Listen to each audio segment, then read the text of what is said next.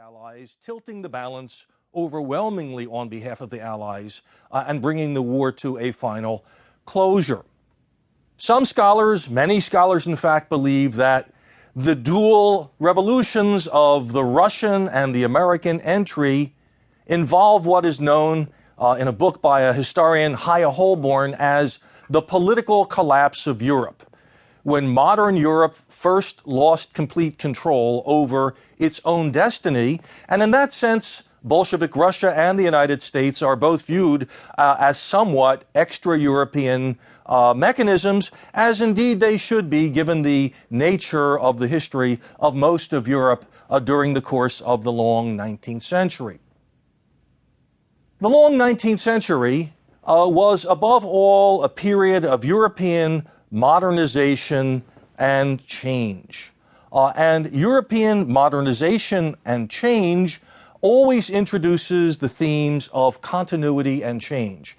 And throughout the entire drama of this course, we will be following the themes of continuity and change, always in tension with one another. Since both of these massive historical processes, the French Revolution in France and the Industrial Revolution in Great Britain, which was the parallel revolution with the French Revolution, occurred in the West, the process generally moved from Western to Eastern Europe and from Northern to Southern Europe. That is, political modernization in France and economic modernization and political modernization in Great Britain occur first and then pass across Central Europe as they spread, reaching Russia at the end of the 19th century.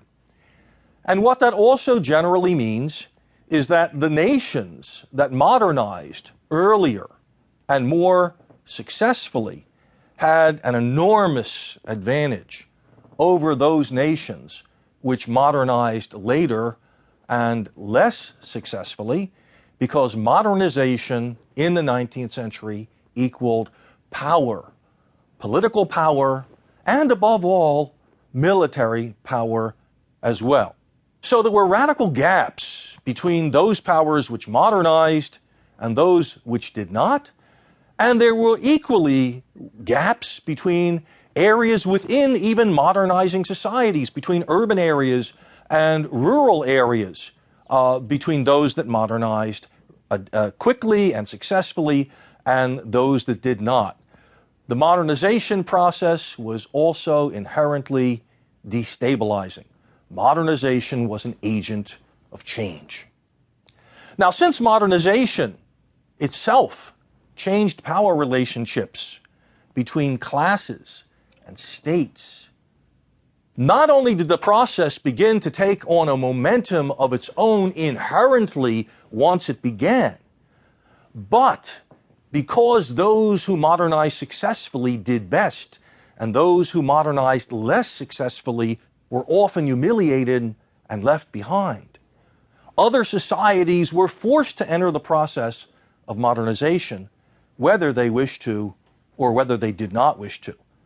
That was true for Tsarist Russia at the end of the 19th century, just as it was true for Japan, which was, quote unquote, opened up by the United States in the 1850s. Japan is an example, the best example, of non-European successful modernization leading to adaptation and change, so that modernizing non-European Japan is capable of defeating poorly modernizing Russia in the Russo-Japanese War in the beginning of the 20th century, or at the end of the long 19th century, as we're calling it.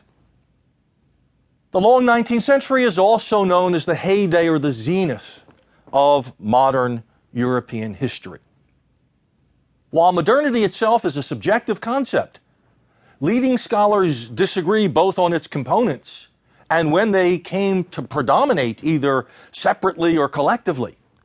Most would agree that Europe became increasingly modern during this era, and that modernization has a general series of overall components.